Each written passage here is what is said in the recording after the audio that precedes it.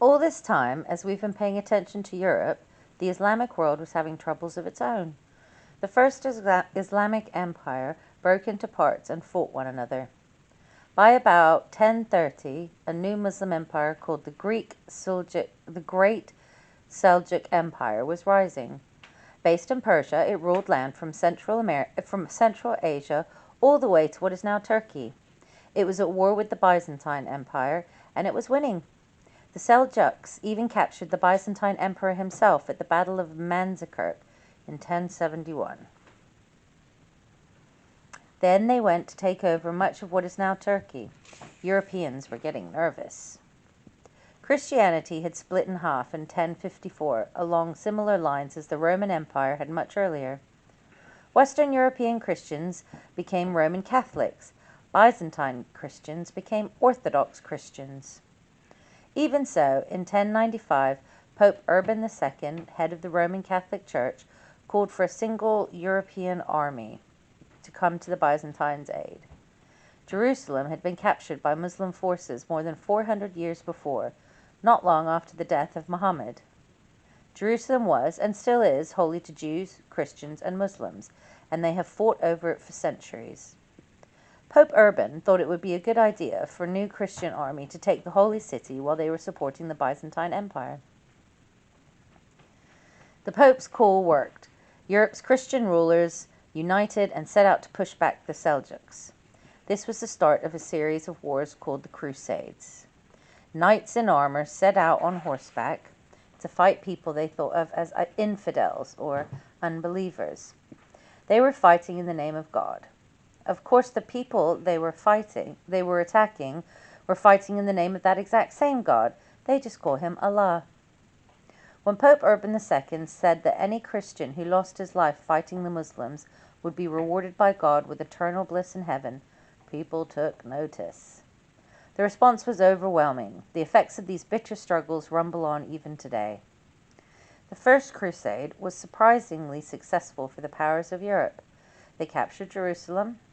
In those days, it was useful for conquering armies to do more than take over territory. They would kill the people whose territory they'd taken. Sometimes this even happens today. When the Crusaders captured Jerusalem, they massacred the Jews and Muslims who lived there. They didn't kill the Orthodox Christians of Jerusalem, but they accused them of helping the Muslims and forced them to leave the city. A new Roman Catholic kingdom of Jerusalem was created, which lasted about 80 years. Because the Europeans had removed almost the whole population of the city, they spent much of that time trying to persuade Christians to settle there. Then, in 1187, Saladin, the Sultan of Egypt and Syria, recaptured the Holy City, returning it to the Muslim hands. The loss of Jerusalem gave European leaders a reason to unite again. In 1189, an alliance of European kings, including Richard I of England, Philip II of France, and Frederick Barbarossa of the Holy Roman Empire, all supported by Pope Gregory VIII, marched to take back the Holy Land once again. This would never happen nowadays. Rulers don't go to war themselves. They send their armies and keep in touch from a distance. But in the Middle Ages, kings and queens rode off to war. Often they rode right at the front of their army. This crusade was not a success. Frederick drowned while crossing a river. Philip fell ill and returned to France. Richard made peace with Saladin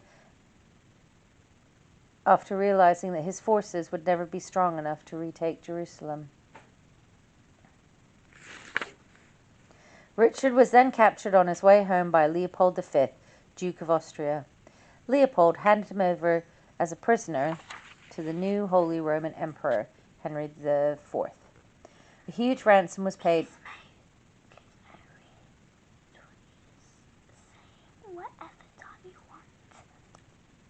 A huge ransom was paid for the return of the English king who hurried home. King John of England, the Magna Carta. To all free men of our kingdom we have also granted, for us and for heirs forever, all the liberties written out below, to have and to keep for them and their heirs of us and our heirs. In 1204, another crusade set out for Jerusalem, but never even got close. Instead, they turned their attention to the rich city of Constantinople. which was inhabited by fellow Christians. On 12th of April, those supposed soldiers of Christ broke in and did what they would have done to an enemy city. They stole treasures, destroyed property, and attacked women. If they had done this exact thing in Baghdad or Jerusalem, it would have been counted as honorable. But Constantinople was a Christian city. What happened was described at the time as one of the most shameful moments in Christian history. European Christians were suffering, but the Middle Ages were a great time for lots of other cultures. We've already seen how Islamic people in Spain and throughout the Middle East were thriving, with new inventions and brisk trade that transformed many people's fortunes. And the southern African kingdom of Zimbabwe, with its towering capital of Great Zimbabwe, had an extensive trading network stretching from their circular stone city all the way to China. Shards of Chinese pottery, as well as coins and glass beads from the Middle East, suggest that the Zimbabweans were thriving up until about 1450, when famine and climate change led their trading hub into decline. Meanwhile, Europe was still tearing itself apart with revolt and unrest. King John of England was so unpopular that on the 15th of June 1215, he was forced to meet with a group of noblemen in a field near Windsor by the River Thames. They demanded he agree to a charter that would limit his power. No longer would he be able to do anything he wanted because he believed the power came from God. Instead, he would have to obey a list of 63 rules. The list was known as Magna Carta. These rules included not taking people's money to pay for his wars without asking them first. He was not allowed to throw people in prison without a fair trial, and he was also not allowed to take all the best fish for himself out of the River Thames. The Pope declared the Magna Carta illegal soon after, but for some historians, this moment marks the beginning of a new age in which the rule of law began to take control from moody kings and upstart warlords. But that process took a long time. And there are some parts of the world where the rule of law is still not a reality today. In the Middle Ages, nobles and knights just got more and more powerful while ordinary people became poorer and poorer. Then things took a turn for the worse. By 1350, a series of 3 wet, cold summers had brought most of Europe north of the Alps and the Pyrenees to its knees. Crops would not grow, there was no food to feed the animals, and salt was almost impossible to find. In that time and place, salt had to be made by evaporating salty water, and when it's raining or very humid, water doesn't evaporate well. The only way to preserve meat was with salt, so a shortage of salt was a disaster. No one but the richest landlords could afford to eat. Even the English King Edward II was unable to find enough bread to feed his court while touring the country that summer. Survival meant killing farm animals and eating seeds saved for next year's crop. Terrible things followed. All over Europe, children were abandoned and left to find food for themselves. The German fairy story of Hansel and Gretel is thought to date from the time. Some elderly people even starved themselves to death on purpose for the sake of the rest of their families. Disease spread quickly throughout the poorly fed, weakened people. In 1276, the length of life for the average European was 35 years. By 1325, it had fallen to much lower than not more than 20. Then what happened the last time Europe was miserable and divided happened again? The plague was back. Rats are usually blamed for spreading the appalling Black Death that struck Europe between 1347 and 1351, but humans were just as much to blame. As we saw before, this awful disease is caused by bacteria that lived inside tiny insects called fleas. The fleas mostly prefer to live on small furry creatures like rats. But if a human comes along, they'll hop right on. And, of course, anyone, human or animal, with an infected flea on them carries the bacteria everywhere they go. This terrible plague was the same disease that had caused so many deaths in the 500s. This time it probably started in China in the 1330s and spread from there along the Silk Road. There is a legend of how it spread to Europe, and the story goes. In 1346, the Mongol ruler Janai Beg and his troops had the trading port of Kaffa on the north coast of the Black Sea. surrounded. They were trying to force the city to surrender by keeping anyone from going in or out. This is called a siege. But so many of his troops got sick and died from the plague that he knew he would have to abandon his plans. In a desperate last stand, Beg's few surviving troops loaded the bodies of their many dead fellows out onto catapults and hurled them over Caffa's walls. At the time, a group of traders from Genoa in Italy were in Caffa. Once they understood what was happening, they got on a ship back to Italy, but they had unintentionally brought some infected fleas with them. Most of the Genoese died on the ship, but the few who reached home passed on the killer disease. Over the next 3 years, more than 40 million Europeans died. That's more than half the continent's population. Between 1348 and 1375, the average European lived to be just over 17 years old, the lowest ever. Feudalism eventually broke down because there weren't simply enough peasants left on the land to become soldiers. English kings like Henry V were forced to pay soldiers money or even to hire their own permanent armies. To get the money to do that meant more taxes on the people. But the people had the upper hand this time because there were so few of them they could demand more power, freedom, and fair pay in return for their labor. See how interconnected the world has become? Plague came to Europe on fleas from China. Ancient wisdom was preserved on paper and brought from Baghdad to Islamic Spain. Chinese pottery was being used in southern Africa. But what came next? From Asia to the rest of the world was to change everything, utterly and forever. Gunpowder had been known in Europe since at least 1267. That's when a recipe for it appeared on a book called Opus Majus. But even though Roger Bacon, an Englishman, had written the book, no European army tried out cannons until 1346. No one quite knows how the secrets of gunpowder spread across Europe. The first use might have been in 1342 at the siege of the Spanish city Algeciras. There, Muslims defended the city, fired primitive firearms that shot pieces of iron out over the city walls to drive off attacking Christian forces. The siege lasted almost 2 years. But in the end, the Muslims surrendered. Gunpowder hadn't been enough to hold the city. 4 years later, a gunpowder cannon was rolled out by the English against their arch-enemies, the French, at the Battle of Crécy. Though the English won, the cannons didn't work so well. In fact, it was probably safer to be in front of one of those cannons than to be operating it. Juan de Marinas, historian. The besieged did great harm among the Christians with iron bullets they shot. But within 100 years, guns were an army's first choice weapon. Cannon could fire sometimes reduce a stone castle to rubble in just minutes. Handguns turned unskilled peasant fighters into lethal soldiers who could kill at a distance. A Hungarian cannon engineer named Urban may have been the world's first arms dealer. It was 1452 and he had designed a huge cannon. Looking for someone to pay him to make it, he went to the Byzantine Emperor Constantine XI. Constantine turned him down, so Urban went to Constantine's enemy, Sultan Mehmed II, leader of the Ottoman Empire. Mehmed said yes, so Urban's giant gun ended up on the Ottoman side of the incredibly important battle.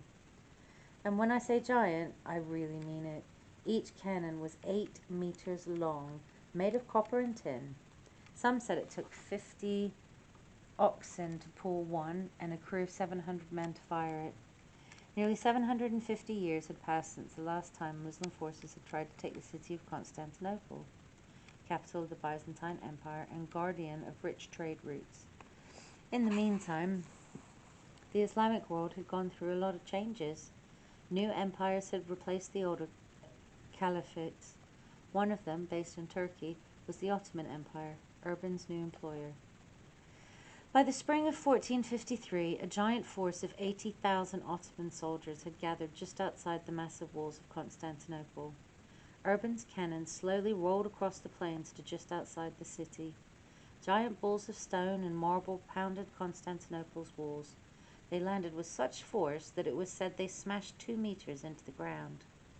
On 28th May, 1453, the Ottomans broke through the city walls and troops flooded inside. When news of the fall of Constantinople reached Europe, it stunned the Christian world. With Constantinople went the remaining territory of the Byzantine Empire. That included the silver mines of Serbia and Greece, which were very important to Europe's economy. And some people living in the former Byzantine Empire were converting to Islam, which scared Christians. Ottoman Sultan Selim I closed in even more. He invaded Egypt, cutting off historic trading links between Europe and East Asia. His successor, Suleiman the Magnificent, invaded Hungary in 1521. After winning the Battle of Mohacs 5 years later, Muslim armies massed outside the walls of Vienna in what is now Austria. It was only the harshest of winters that saved Vienna from falling, forcing Suleiman to call his troops home. He tried again in 1532, but again was stopped by bad weather. Very cold winters were getting more common by then, a trend that continued for hundreds of years. But if the cold weather provided temporary relief for the people of Vienna, it proved fatal to the adventurous Vikings of Greenland. Plummeting temperatures were just too cold to handle. The sea ice closed in, and nobody could get to or from the frozen land. The people were disappearing completely. The people there disappeared completely. They must have starved or frozen to death. Christian Europe was now surrounded. To the north lay ice, to the west an ocean that seemed too vast to navigate. The east and the south were firmly in the hands of enemy Muslim traders and rulers. It's fair to say that Christian Europe was badly in need of a miracle. Going global. She was an 18-year-old princess and the heir to a throne. He was a prince, 1 year younger, and first in line to be king in another land. They met, and a week later they were married. Her family was furious. Sound familiar? No, this isn't the trailer from a Hollywood movie, nor is it blurb from a Shakespeare play. It's the true story of 2 monarchs who lived in what is now Spain, Isabella of Castile, and Ferdinand of Aragon. And this story is not about love and romance, it's about power and politics. When Isabella's brother, King Henry, died, a war broke out over who should lead the country of Castile, Isabella or her niece Joanna. But Isabella was ready for a fight. She had chosen to marry Ferdinand, a man whose father had a big army. She won the war with help from Aragon and became Queen of Castile in 1474, aged 23. 5 years later, Ferdinand's father died, so he became King of Aragon. Isabella When it goes to 20 minutes, you will get the last part of that bit. Okay, where are we saying? Okay, I have to type what number are we on? 1841. So he became King of Aragon. Isabella and Ferdinand's marriage made them immensely powerful, ensured peace between Castile and Aragon, and eventually led to modern country of Spain. And what did Isabella and Ferdinand do with all their power? First of all, in 1492, they completed the Christian conquest of Spain by driving their Muslim enemies out of the southern state of Granada. Then they forced all the Jews and Muslims who had been peacefully practicing their religions in the area to convert to Christianity or leave. Their plan was to make their country 100% Roman Catholic. The Pope called them the Catholic monarchs. They also wanted to challenge the rising power of Portugal, their rival to the west. Portugal had a huge head start. That's because over 50 years before they had a prince who was a treasure hunter. In 1415, when Henry was 21, he helped the Portuguese navy capture a North African town called Ceuta. Pirates based there had kidnapped Portuguese villagers to sell into slavery in Africa. Henry's father, King John I of Portugal, wanted that to stop Henry to catch the pirates, but he had also had his eyes on Ceuta for another reason: gold. Muslim traders came into the town's market, their camels laden with treasure. They had traveled for 40 days across the vast Sahara to the fantastically rich Songhai Empire, which was controlled most of West Africa. On the way to Songhai, the camel caravan carried blocks of salt mined in the desert. The Songhai had huge, giant gold mines, but they didn't have enough salt to preserve their meat, so they were happy to trade their gold for the precious salt.